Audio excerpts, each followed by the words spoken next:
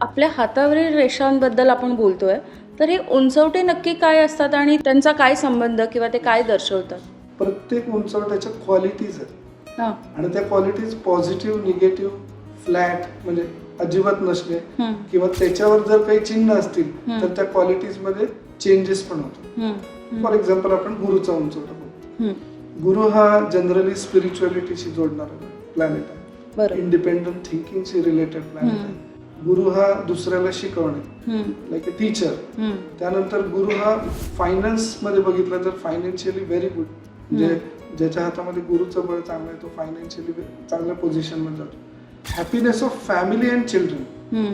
So तुम्ही एखादा हात पाहिला आणि तुम्हाला गुरुचा उंचवटा चांगला दिसला, त्याच्यावर एखादं शुभ चिन्ह दिसलं, स्ट्रेट फॉरवर्ड तुम्ही म्हणू शकता की या माणसाच्या लाईफमध्ये करिअर, मॅरेज, चिल्ड्रन हे एका लेवलला चांगल्या स्थितीमध्ये जातं.